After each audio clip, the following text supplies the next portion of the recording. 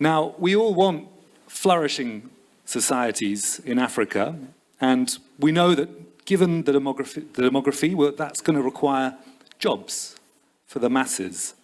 And we know that only industrialization will deliver masses of jobs, and we all agree, I think, that without cheap, reliable power, industrialization is just another consultant's report gathering dust on the shelf. And we mostly agree that gas is probably the quickest route to delivering power without choking our planet to death. So how do we balance? How do we balance the production of gas for export versus gas for domestic consumption? How do we create a flourishing domestic energy sector on the continent? Let's ask our distinguished panel. No disrespect to consultants, by the way. Some of my best friends are consultants. My name is Nicholas Norbrook. I'm the managing editor of the Africa Report. We're part of the Jeune Afrique Media Group. Jeune Afrique Media Group puts on the Africa CEO Forum. I'm spelling it out, as every year we have people who are not aware of the link. The Africa Report is so much more than just Jeune Afrique in French. It's your gateway to Anglophone Africa. It's the best of Francophone, Lusophone, and Arab-speaking Africa thrown in. theafricareport.com for details. Now let's meet this glittering panel, whose intellectual heft is matched only by their operational effectiveness. These are the doers here before you, ladies and gentlemen, the people who get things done. Nina Brigitte Koch, the Senior Vice President Africa for the Norwegian oil and gas company Equinor.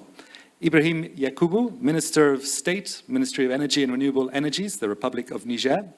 Ronan Huitric, the Vice President, Business Development LNG for French major Total Energy.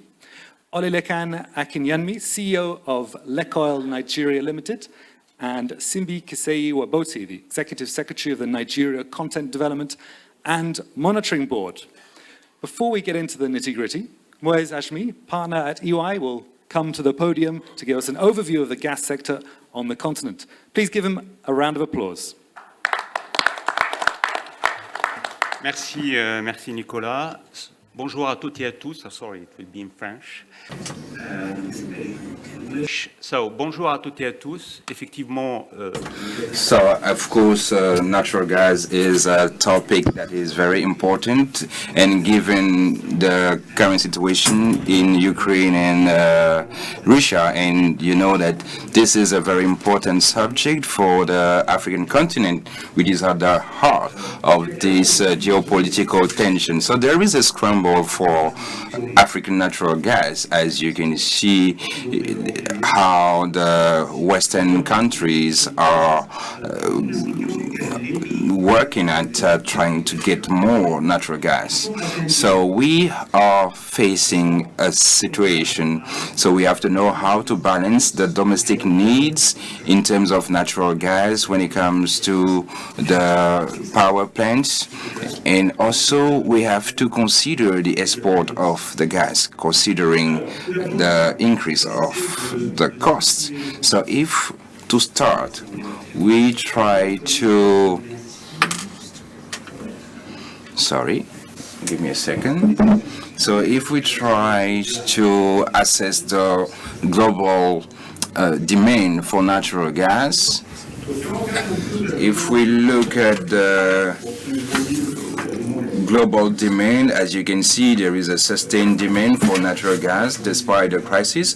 So it's about, we went from 3,000 BCM to 4,000 BCM, so there is an increase of 33% despite the financial crisis and the COVID crisis. So as a geographical breakdown, as you can see, one of the characteristics of the gas channel is the transmission. So you know that the high cost of transmission can have an impact on the natural gas demand from one geographical location to another one. So as you can see, North America is number one, and Asia Pacific has doubled its production, and Africa is lagging behind, given the fact that it doesn't have enough infrastructures despite a significant increase between 2008 and today. So this is a paradox. So because we know that African country has 10% of the natural reserves, and you know that we have several discoveries in Cote d'Ivoire, Mauritania, Senegal, and so on. So this is what it was. So now let's talk about the production when it comes to the demand of natural gas consumption. Several entities are making projections. So several oil entity are making the projection, and today there is a consensus on the place of natural gas for the next decade. So we are about 4 billion BCM, because you know today natural gas is considered as a transition energy for certain Western countries, and the divergence will take place during the period 2030, 2050, and IEA is a reference, is a benchmark. So we have 3 scenarios.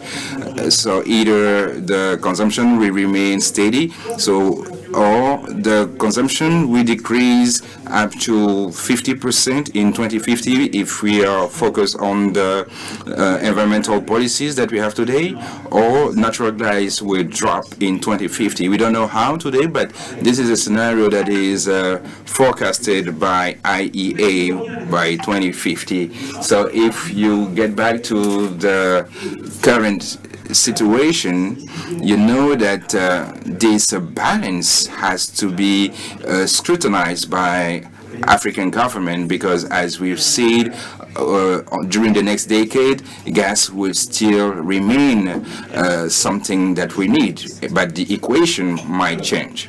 So in terms of investment on the continent, we say that infrastructure and transportation is very important within the gas channel. So based on the infrastructure which is planned, we can be up to $250 billion of investment on the gas channel. So you know we have 3 types of investment. We have the energy entities. This is more than 100 billion, and they are more positioned on exports, like about 12% aims at exporting gas out of the continent. And there's no surprise, you know that the El Dorado is in Tanzania, as you can see. Mozambique is 25 caters for 25 billions.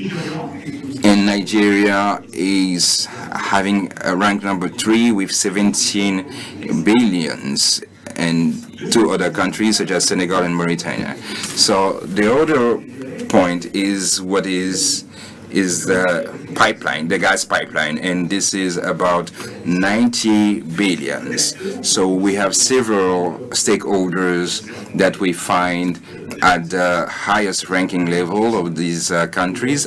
South Africa comes first, and you know that there is a project that is aiming at transporting gas from Nigeria to Europe, and it might also go through Niger or Algeria. So the third point that is targeting the domestic market, you know that we are planning for $60 billion.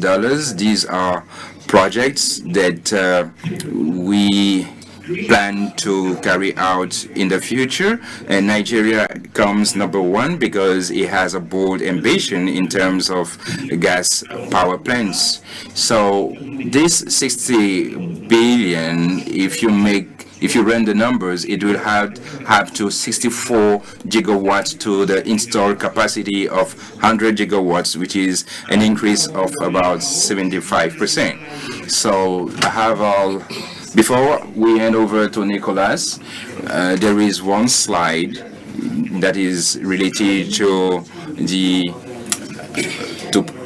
providing electricity to Africa. So if I get back to the figures that I shared, 30% in Mozambique, 40% for the other country, and 50% for Nigeria. So in terms of consumption per inhabitant, if we exclude South Africa and countries from Maghreb, we are at about 185 kilowatt hours, which is 3% what an American consumes.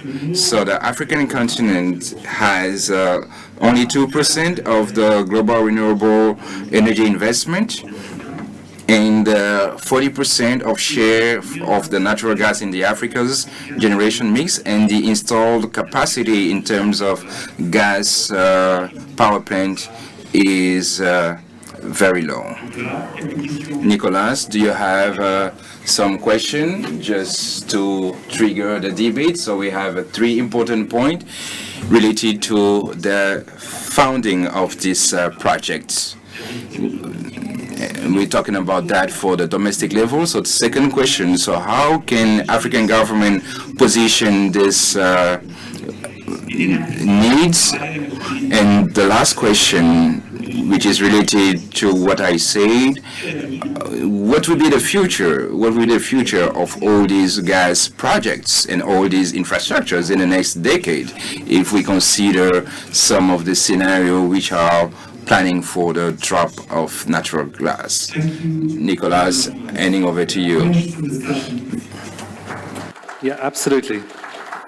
Our appreciations, and we'll certainly come back to those questions. I think they are absolutely on point, as ever. So before we start, perhaps I can get you involved with a quick show of hands. I'll have a statement to agree with or disagree with.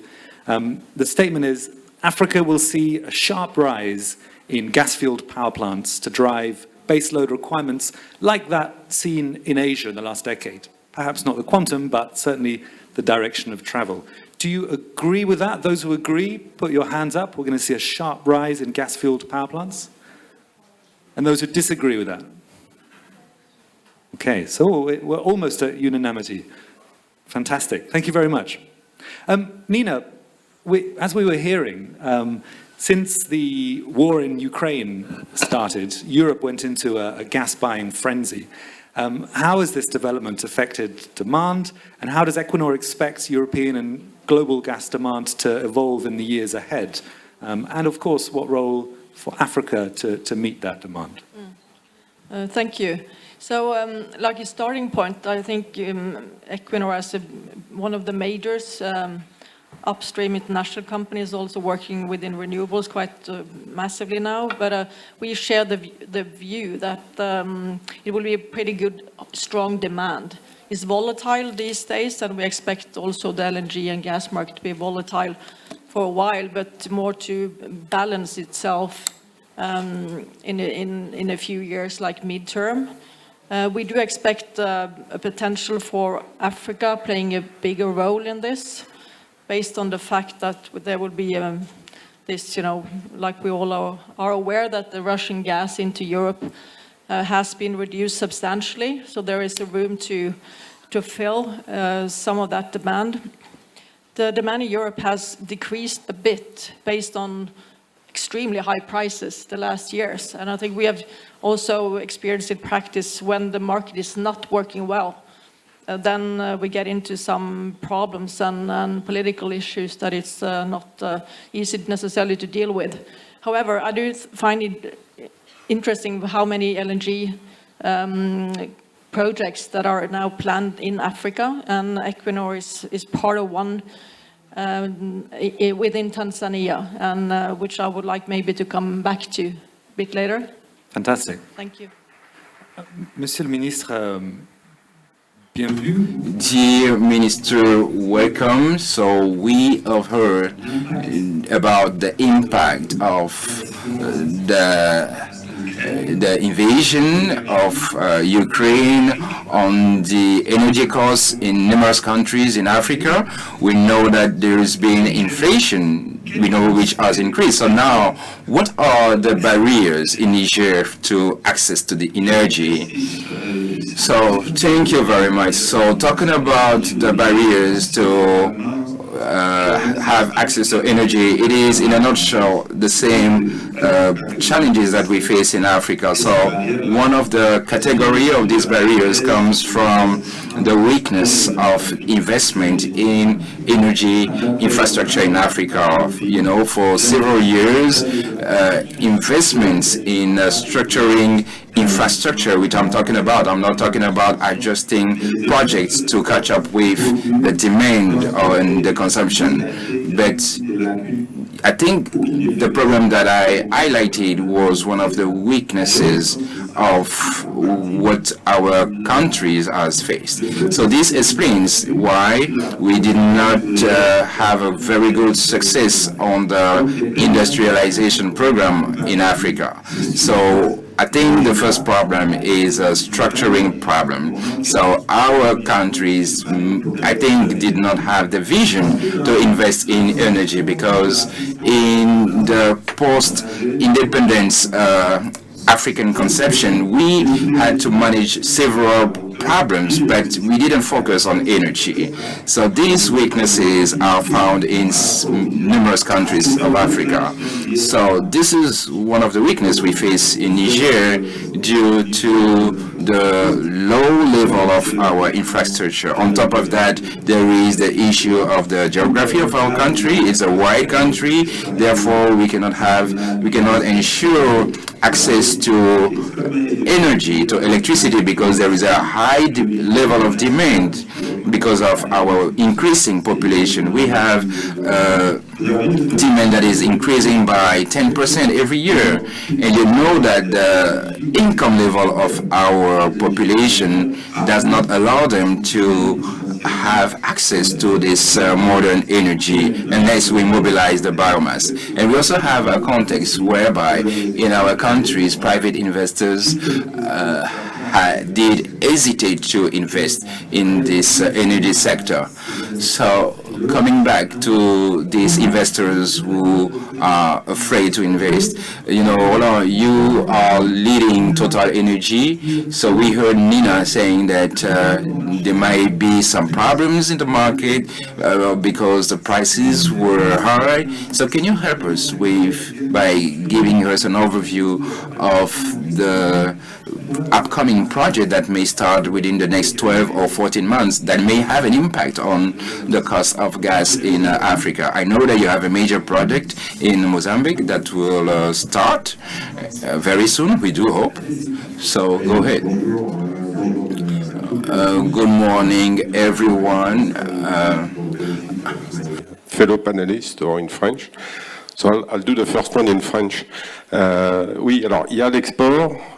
So we have export, and as you said, we have several projects. As Nina just said, Mozambique, we have put on the desk several reasons why we stopped this project, and also and we're talking about the condition why we were started again. So this is for export, but let me insist on the different project that we are starting to develop the local consumption, because you know that Mozambique is known for exports, you know, but for the past 4 years I've been working in this country to develop an import project of natural gas. So this may be surprising, but you have to be careful when you compare the import and export of this natural gas.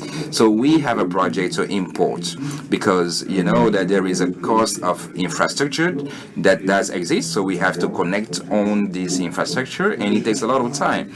So I'm not trying to oppose imports versus exports in other countries where we're working. And for several years, I think in 1996, I was working in a project in Asia to export gas from Myanmar to Thailand, and we were working on a considerable amount of capacity. So this is something that we're used to. So I think they go hand in hand, if I may say so.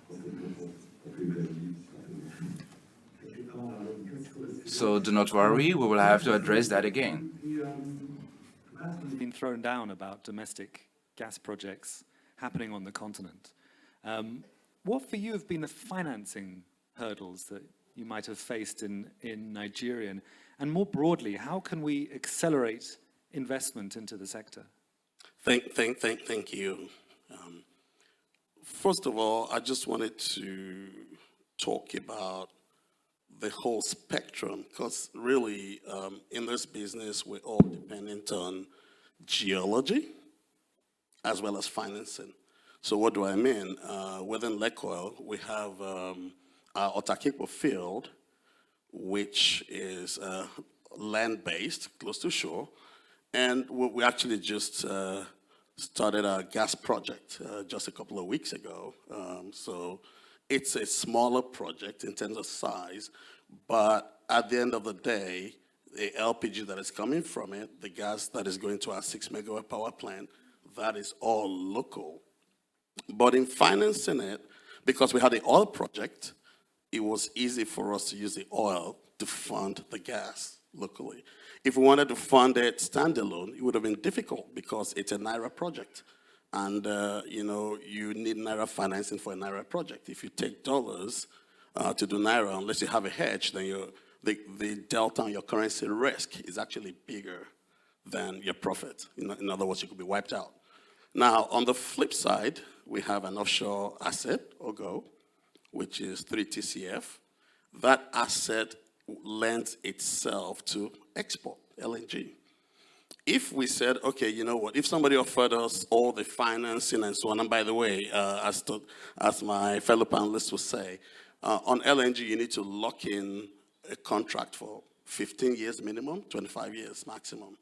It could be TTM, it could be an S-curve based on Brent, but you will need to commit the gas and commit to the contract 15 years ahead of time. You don't know what's going to happen in 15 years. Now, if you said, oh, I want to bring the gas onshore, well, you're going to have a problem because the industry is just not developed or developing fast enough to use the gas. And to the extent that it's an asset that has a lot of condensate, if you're not taking the gas, then you can't produce the liquids. Then you can't fund the project. So in a way, geography and financing has helped us to make it easy to say, this is for offshore, this is for onshore. Hope that helps you. Fantastic. Simbi, you're far away from me, but the subject of local content in Nigeria is close to my heart. I'm a big fan. The local content legislation signed into law by President Goodluck Jonathan in April 2010. It has had, of course, a huge impact on the oil and gas sector in Nigeria. Have we seen this really bed down? There are some people who believe, the majors just cashed out at the top of the market and left Nigerian indigenous players holding overpriced assets that they're unable to finance correctly. We were talking earlier, in fact, about how Nigerian banks struggled a little bit getting into the sector, not perhaps getting their fingers burnt. So how can we build expertise in Africa's financial industry sector and Africa's indigenous energy sector to be able to tackle these complicated and long-term, as Lekan was saying, projects? Thank you very much. I wanted to speak in French, but I forgot my French at home. So I'll try speaking in English. I think the major issue with regards to the Nigerian banks trying to finance upstream projects, what we realized is that when the banks saw the amount of profit that was coming out of upstream projects, when the likes of Shell, the likes of Total declare profits year on year, they thought it was a smooth ride. So they got into it, got a lot of these assets. Prior to now, they were used to commodity trading, where they sell, the next week they receive their money and the profit is announced. So they got into our business in a way that they were expecting these profits to come the same way commodity trading was. Most of the banks never had expertise internally to analyze what it is to get involved in upstream projects. Because as an example, if you get into a major upstream project, you need about 5 years to first oil. But most of these banks, they didn't know that. They thought it was so commodity that they were going to get involved in. So they got these assets, got their fingers burnt, because the profit was not coming in 1 year, 2 years, or 3 years. And because they did not hedge for that investment period. So it became a huge drain on their resources. But over time, most of these banks have learned the hard way and have realized that the upstream investment needs time, it needs the capital. The capital has to be hedged for the profits to roll in. As I speak, some of them are even getting involved directly in owning some of these assets, haven't learned their lesson over time. So I believe the knowledge is coming back and the banks are getting themselves better positioned to support that business. A simple example is we in the local content board got involved in financing local businesses. And we got involved in with the Bank of Industry, where we provided them $300 million to finance local businesses. But before we did that, we made sure they created a special desk for that and recruited people who understand our business to be able to manage that financing portfolio.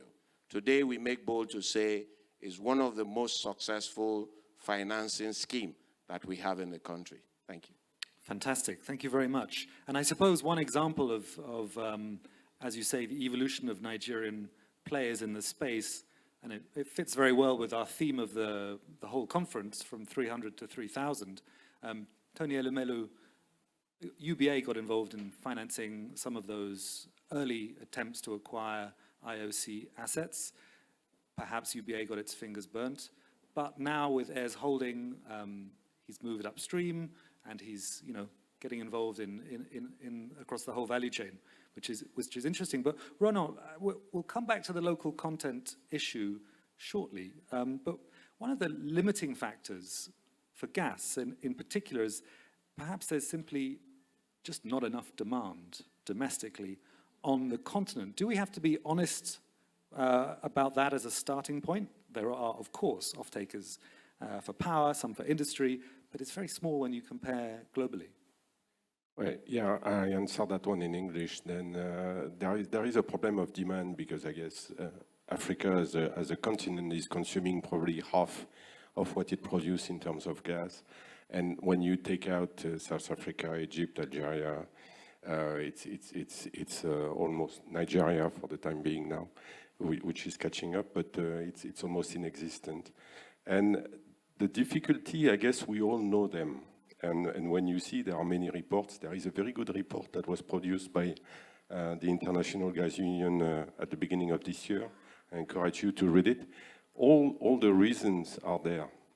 And there is nothing to add: financing, logistic, capacity of electricity or electricity power to buy gas for electricity generation. Everything is there.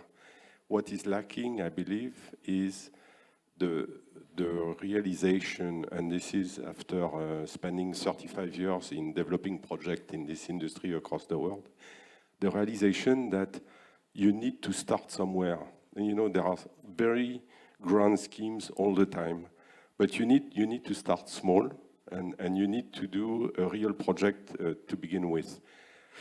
And I guess for that, putting together the effort of local players, we are always working with local players, the government, of course, and the benefit of what can be derived from international financing, especially for the climate impact that gas has. Again, coming back to my project in Mozambique, exporting power to South Africa. South Africa is a coal country, as we all know. Replacing one megawatt of coal by 1 megawatt of gas, it just has an immense impact on that. And this small, little by little, is, I guess, what we need to achieve. Merci. Ministre Yakubu, on parle donc de les So we are talking about these factors which is hindering the adoption of gas on the continent.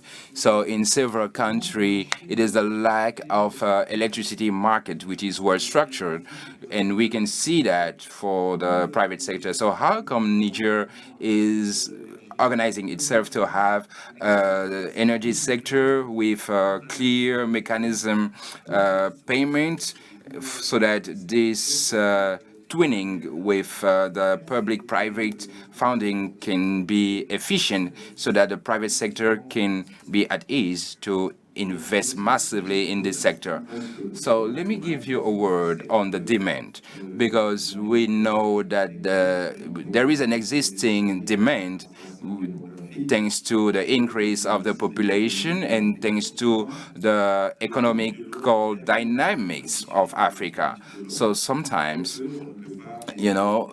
we cannot measure the demand as it is, even in the gas sector. So now, talking about the electricity market, what we have set up in Niger, we have a strategy that clearly identifies what we wanted to do to guarantee the global access to modern energy for at least 80% of the population by 2035. So we know exactly what we want. We know what we need to mobilize in terms of means and resources to ensure this access. And as we mobilize resources, the government will do what he has to do. The technical and financial partners will also do their part because we have joint projects. But we are clearly convinced that both actors together will not be able to meet the demand by helping us to meet these objectives in the best condition. That's why we put up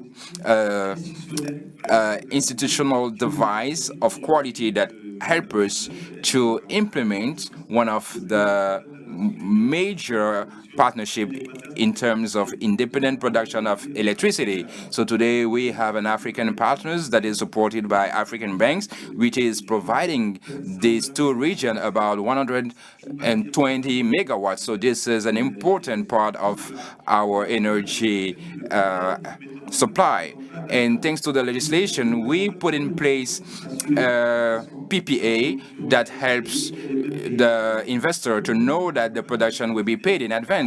So we do not have any problem to guarantee the operator that it will be paid, and it will be paid ahead of time. And this is working because these operators want to start some projects, but thanks to the IFC group, we are setting up a Telling Solar project that will help us to commission our major solar plant of 60 megawatt after an independent process that is led by the IFC group of the World Bank, and we will select the company that will carry out this job. So we have put in place a framework that guarantees to the entrepreneur that he can invest. And within ECOWAS, recently, we have adopted a code of electricity within the ECOWAS. So today, it is possible for the private sector to invest and to make profit in the sector of energy. But the challenge is not that. I think on the institutional level, African countries such as Niger have made several efforts, and we will continue these efforts to provide a conducive environment. So now, talking about the risk of investment, we need to de-risk the investment, because despite the number of conferences that we do, if the investors know that his investment will be too high, he will not do it because he will realize he won't make profit. So if he doesn't know, if he's not sure that there's no conducive environment for him to get his money back, he will not invest. So the first thing is to de-risk the investment. So the world wish of our partners, is that we should de-risk the investment and that we provide the support that is necessary and that goes hand in hand with the needs that we have. Very interesting meager for Africa that ATI is doing in Nairobi. I don't know if there's anyone from ATI here who can talk about the project, perhaps in the Q&A session, but it's a very interesting de-risking project for African renewables, which is worth looking into. Nina, we've been hearing about Niger, which obviously has huge barriers to access electricity. Tanzania is similar, certainly in rural areas, huge energy deficit. Tell us a little bit about Tanzania LNG and how the sort of securing domestic take for the project's production came about. Was that an initiative from the Tanzanian government? Do they have local content legislation which required it? Well, yes. I think the project itself is I would like to stress that it's a mega big one. It's like the biggest industrial project in the history of Tanzania, and the government has been extremely engaged and quite clear what they want and what kind of effects they would like to see for the economy and also for the local content part. And part of the commercial framework that has been completed now recently by initializing the agreements, Equinor, and as part of the partnership also with Shell and Exxon and other companies, and that part of that is domestic gas, and there will be export gas for the main part, but there will be one specific part allocated for the domestic market. This has been important element of the plan for the government of Tanzania, including also the national oil company TPDC, that will have a major role in the future, heading towards being an operator on the long term. And the ripple effect of the project is estimated to be quite massive. We did a third-party analysis by a bank, and it's estimated to give a 10% increase in the GDP and hundreds of thousands of increased jobs for Tanzania, this project. Fantastic. And again, it's worth saying Tanzania already has an industrial offtake of gas. It's got relatively cheap prices for electricity. If you use Dangote cement as a proxy for power prices, Dangote cement is not that expensive in Tanzania compared to other countries on the continent. Lekan, on this issue of how we can help develop downstream gas usage on the continent, how can we aggregate and then finance the demand? Is it possible to use the sovereign rating of a state to give comfort to investors? Would there be enough demand to service if we could just de-risk some of these projects as we've been talking about? Yeah, Nicholas, those are some of the ideas, but I think we need to look at it in a more fundamental manner. If you just look at the demographics of the continent and the consumption, there's a clear mismatch between what we consume and what we produce. In fact, we're producing very little. Part of the reason, and Tanzania is great, but part of the reason is that power is either not steady or not cheap enough.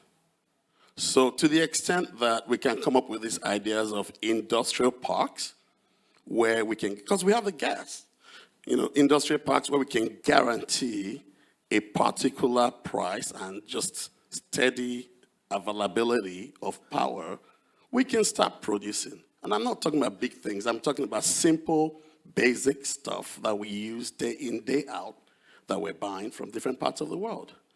And that's where, to the extent that we do that, then the government, and it's only the government, we have to be intentional about this, is the government that can pull something like that together on a scale that is large enough to make a difference. And then the government can put their rating behind it. They can get, if it's an IFC project, they can put their rating behind it. But there has to be some intentionality if we are going to compete, in terms of just manufacturing basic things and fulfilling part of our own demand. And then once you start that, hopefully it starts a cycle, and then that demand starts to grow. But there has to be a purposeful plan to do that. Otherwise, we're just going to be, doing the same thing we've been doing for years. Yeah. Ronan, Total Energy is such a big player. I guess you don't really need to de-risk. You don't need comfort.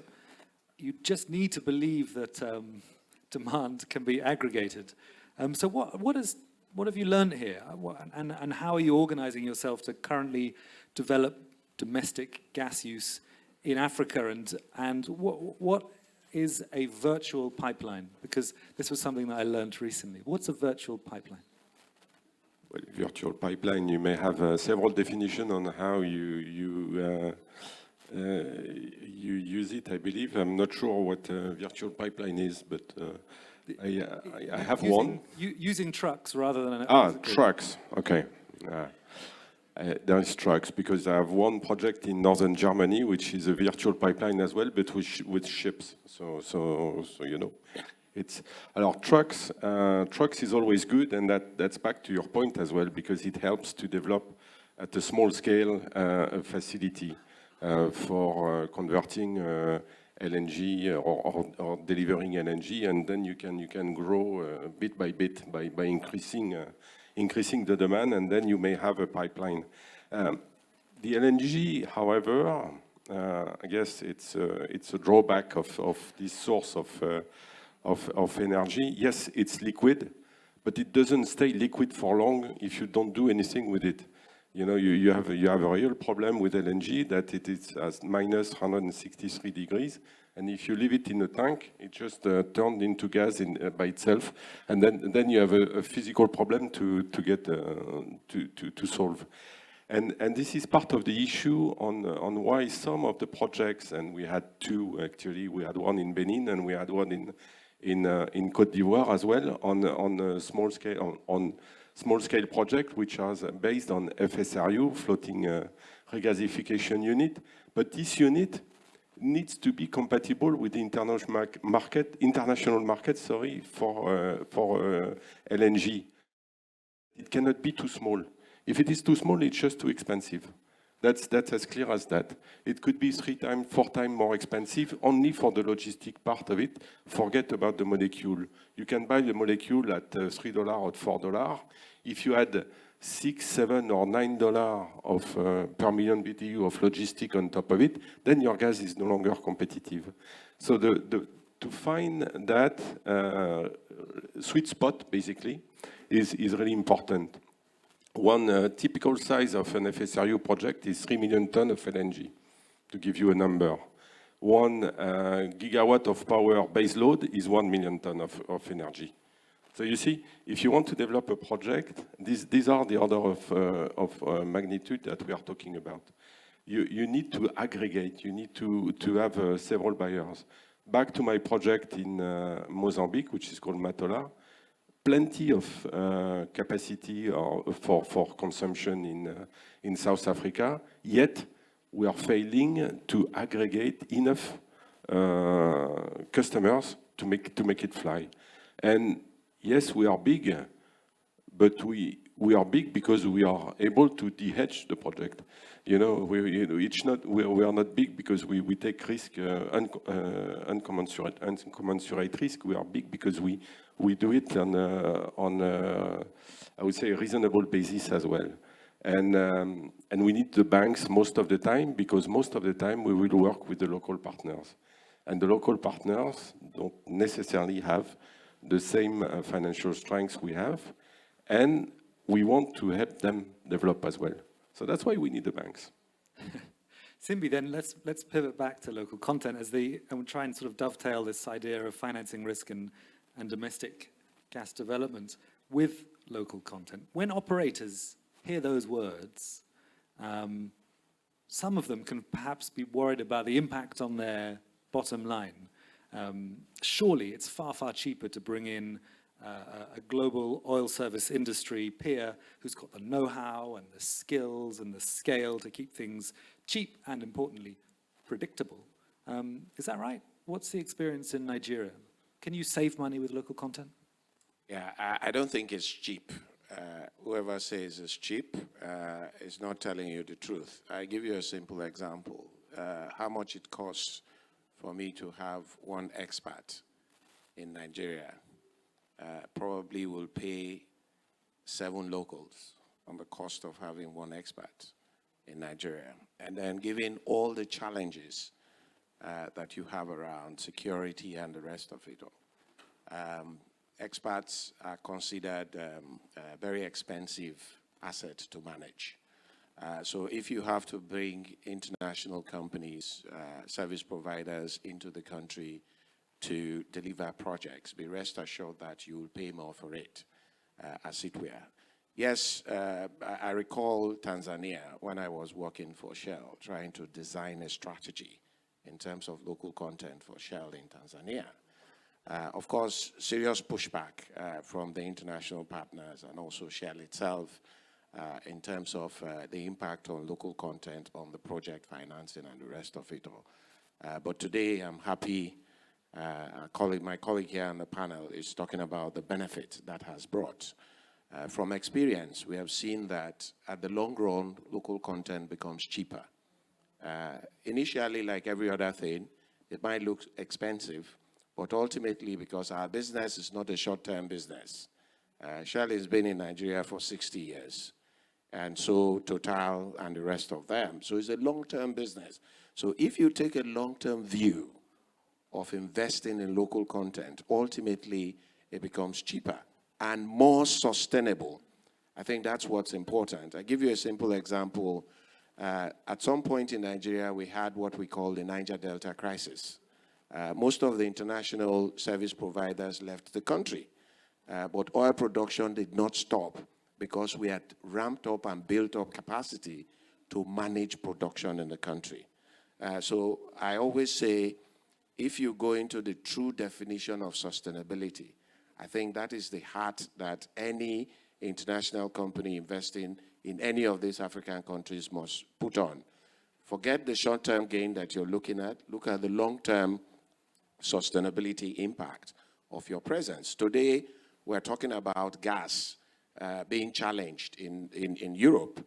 If the likes of Shell, Total, and everybody had gone into most of these African countries with a short-term mindset, today they would have all been out. And then you would then begin to look around, where do we get gas to feed Europe? But because of the long-term presence, they are still there. And today is being looked at as an alternative to provide the needed gas to sustain the industrialized nation. So I think local content is cheaper. I have seen it happen. I have been on this side of the divide for 26 years. I worked for Shell. And today I'm working for the government on the other side. I can tell you clearly that with all the numbers put together, local content make big sense. Just recent event, COVID-19. When COVID-19 came, because we grew local content in Nigeria from 5%, less than 5% to 54%. When COVID came, everybody said Africa will be a disaster because our health infrastructure were not there. So most of the Europeans started leaving. Incidentally, because God is from Africa, they had more of the impact than us. But in Nigeria, production remained the way it is till today, without any significant impact. We did not shut down any well because of lack of expertise, because of the international service providers that are there. So ultimately, local content makes business sense for sustainability, and it is cheaper. Thank you. Thank you. Nina, do you recognize? Sorry, you wanted to recognize that with applause. I agree. I agree. And Nina, do you recognize that characterization that Simbi has given us? Is that Equinor's experience? Does local content, save you money in the long run, even if there's an initial period where it might be more expensive? Yeah, I totally agree. Just to build on that, I think it's not sustainable at all to provide too many people from the outside, but it's about capacity building. I think maybe capacity building and also the local supplier industry. So I mean, there's like different aspects of local content, and all countries they have a local content agenda. It's like that's what politics is about. So they will come in different forms in Norway, in Canada, in Angola, Tanzania, and so on. But I think it has to come with a lot of capacity building locally to make this work and for the product to be sustainable over time. Shell has a lot of experience globally to build capacity for professional workers, for engineers, but also we also do a lot about engaging the local communities to get the contracts that can work based on the local conditions. We did in Equinor, we did a lot up north in Norway and designed different platforms for local suppliers to be, working together, collaborative, and be competitive in the tendering processes. So I think there are many things we can do, but it's part of the business. It has to be. So I totally support that. Wonderful. Do you have questions? A question here? Anyone else? I'll come among you. I've got plenty more questions for the panelists, but I'd like to get to you first. Sir. Please give us your name and also who you'd like to address the question to. Good morning. My name is, sorry for my throat. My name is Mohamed Mokhtar from the National Bank of Mauritania. My first question is aimed at our Nigerian brother. We talk a lot about the pipeline between Morocco and Algeria. Morocco and Nigeria. But there's also another project between Algeria and Nigeria. So does it really make sense for Morocco to have such project when in Mauritania and Senegal we have a huge potential offshore, and we can team up with our neighbor in Morocco and kick out a project that will leave Algeria, which has maybe more capacity. It has more money, it has gas, and the pipeline going to Algeria could divert the disputed territory of Western Sahara. So does it make more sense for the Algeria-Nigeria project, or can they both take place? My last question is related to local content. We hear a lot about local content from our foreign partners, but if we look deep at the local content, we realize that it's often sugar coating. It's really peanuts. Wouldn't it be more reasonable for our government to get involved and have in their economic strategy real local content and not be dictated by foreign partner, which is often just sugar coating and window dressing? Sorry for my... Thank you very much for those pertinent questions. Cindy, do you want to take the local content one? And then, Yes, and then I will. I will not venture into the pipeline issue. The loaded one on It's pipeline. beyond my pay grade when I look at the geopolitical context. But on the local content issue, I think it's not, for us in Nigeria, it's not sugar coating. I don't know if you've been to Nigeria before, but we have a law. It is a law. It is a legal requirement. In most of those countries where it is sugar coating, is either a policy or a regulation that is not enforceable in the court of law. So Nigeria didn't want to sugarcoat it. In 2010, they passed a law which mandates every operating company. They don't dictate for us. We dictate for them how they will do business in Nigeria because it is law. And I'm sure you know in your country, if you go against the law, the penalty associated with it. True to type, when we started local content in 2010, like I said, the Nigerian participation in a $21 billion year-on-year spend was less than 5%. Yeah, because we didn't have the expertise, not enough capacity to undertake what is required in the oil and gas industry without compromising safety and standards. But today, as I speak to you, Nigeria, we've ramped it up to 54% in terms of local participation.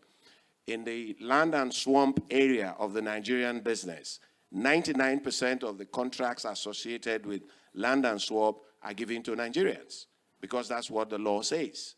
The international companies play only in the deep offshore arena because they have the technology, they have the deep pocket. Today, I can also tell you that most of the international companies, be it Schlumberger, Halliburton, Baker, are all managed by Nigerians as the managing director, the directors of those companies.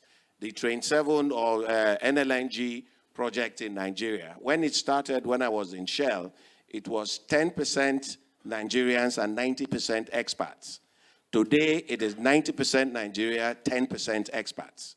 So to tell you that we have not sugar-coated anything in Nigeria, my advice is that it would be nice to come over to Nigeria to study what we have done for the past 10 years and the achievements we've made. Just the last point. Out of the $21 billion year-on-year spend, we've been able to retain $11 billion in country as the Nigerian content requirement in most of the projects. Thank you. My first question is too political for me to... No, I'm going to ask well, let me... to throw himself... Lekon can take throw that himself on the hand grenade of that question. Well, thank you. If my executive secretary said it's too political, definitely we're treading into some interesting waters here. But before then, I just wanted to acknowledge that Lecoil also is a Nigerian local content success story. We're an E&P company. We have 4 assets. We have an onshore asset doing close to 10,000 barrels a day. We have 2 assets in appraisal, and we have a deep water exploration, and we're all Nigerian staff, all local content. So just to, again, we're a product of what the ES has said. On the first question, it's not my area of expertise, but this is what I would say. In a previous life, I did have a chance to invest widely in the industry. And we invested in companies in the US like Williams and Enterprise. These are companies that manage pipelines. And sometimes these pipelines are almost parallel. They're so close. You have pipelines going to Texas, going to Louisiana right next door. At the end of the day, each project has to be looked at standalone and just see if it makes sense to the people that are investing in it, just in terms of on a numbers perspective. If it makes sense, then they should go ahead with it. And if it doesn't, then really, does somebody want to subsidize that? Does the government want to subsidize their national interest? And if they want to, then they can still coexist. If they don't, then it is what it is. That's the best I can do here. Fantastic. Thanks very much. The organizers, do we have time for one more question? Yes. No, I'm being told not. In which case, I still would like to ask... We do? Oh, fantastic. Okay. Gentleman over here. Only if it is a nice question. Nice personal question. Not too political, please. Okay, it will be a highly technical question. So my question is directed to the 2 gentlemen that spoke last, the executive secretary. Where is the local content in LNG in Nigeria? My name is Yusuf Binji. I'm the managing director of Boa Cement. We have 2 cement plants located in Nigeria, one in the northwestern part, very far away from natural gas pipeline. My manufacturing facility, we have invested over $2 billion. It is 1,000 kilometers away from the nearest gas pipeline. In the name of sustainability, we converted our generators from using heavy fuel oil to LNG. And we use the virtual pipeline. So I will help you out.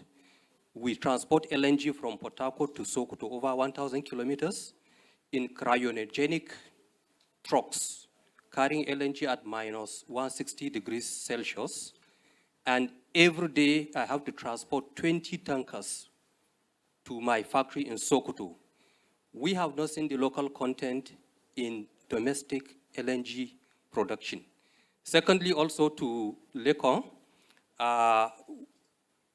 as you are preparing for LNG export, also look domestically. A lot of industries are using LNG. On my site alone, I generate 220 megawatts of electricity using LNG. So, but I'm still short of LNG. There is only one company in Nigeria doing it, and it is not owned by Nigerians. They have a monopoly.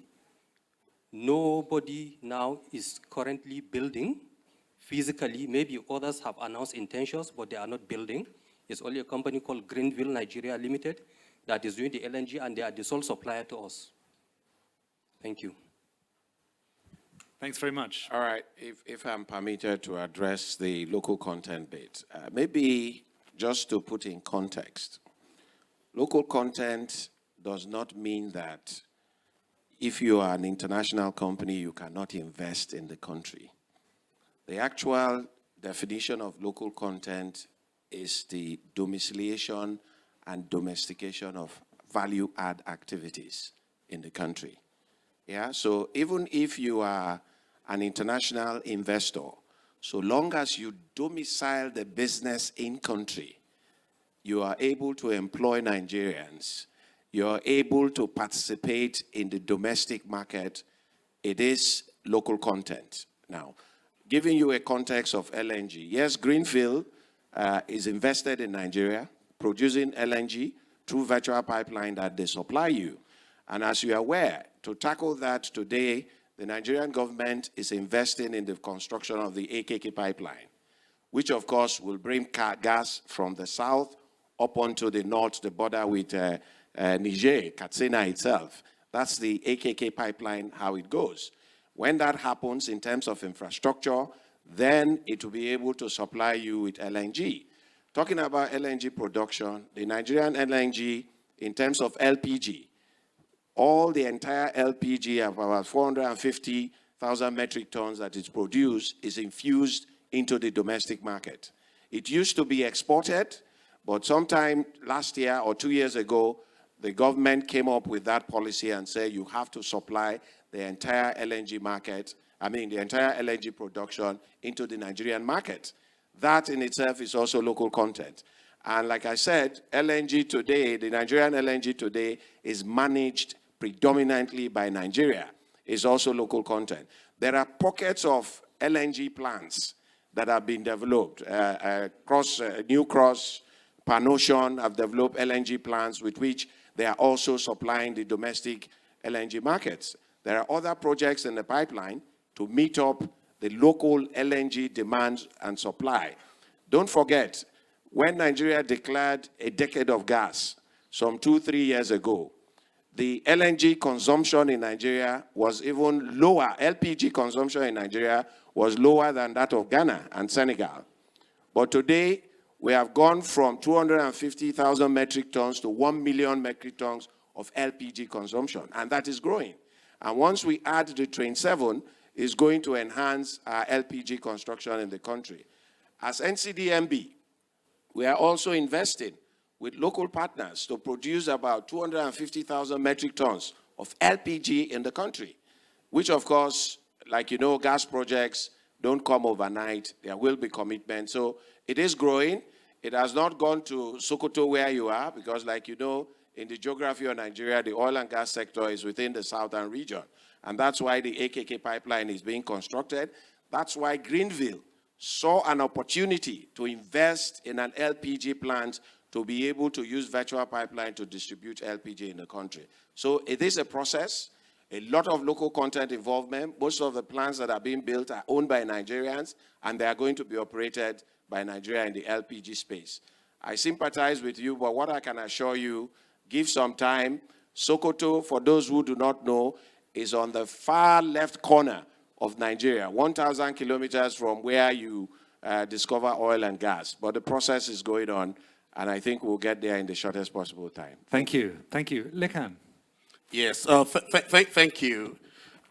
From a perspective of who owns LNG, we actually at LECO right now, we have on the drawing board, and I was just discussing it with our ES, we have 10 million tons per annum project. It's still going through pre-FID. We hope to take FID next year. But that's primarily for export. Now, to the extent, because from some of our inland, more inland assets, to the extent that there is a very clear offtake agreement, multi-year offtake agreement, then we're happy to look at supplying with LNG, because then it's just a mini LNG projects can be done very quickly. So it's something to discuss offline if you want to take it further. Thanks, Lekan. We're going to draw this panel to a close, but I'd like, first of all, Roland, Nina, Monsieur le Ministre, your final thoughts on this. Well, this is the final talk on local content. As you wish. No, you can. Everywhere we've been developing local content. We started a project, just come to my mind, a project in Yemen, 2 years after start of the operation, 75% of the people, 75% of the people in the plant were Yemeni. And now, of course, this project is a standstill, but this is a general policy. This is the only way to sustain the development for our industry. Nina, on local content or on some of the other issues we've touched on today? I think another great example of capacity building is Angola. Just to give a concrete example of somewhere where we have been doing business for the last 20 years. So it's run by Angolans, and it's the whole oil and gas business, and it's really strong governmental also structure to this. So good examples. So I think it's just the governments need to be quite clear what they want and what are their priorities. It's possible, it's doable as part of the business case. Fantastic. Monsieur le ministre, vous avez le dernier mot. Bien, je voudrais dire que la question... So the energy issue, whether from gas or any other resources, is a major challenge for the development of Africa. We have to take it into consideration, because if we don't do that, we have no possibility to transform our economy and to be developed. This is important. Secondly, in Africa and in Niger, for instance, I can assert that we have put in place an institutional mechanism that has been able to create comfort for the private sector, and we just need private sector stakeholders to get bold and invest. So let me just talk about Niger. You know, we are producing gas, and we will produce more and more for our own consumption. And by September, we will produce more than 70,000 tons to cover our local consumption. And we are supporting this gas that is getting involved into irrigation and agriculture. And we have also done some assessment that help us to know the reserves that we have. And out of this usage, we are aiming at building a thermal gas plant that will generate more than 150 megawatts. So you can get gas in Niger if you want.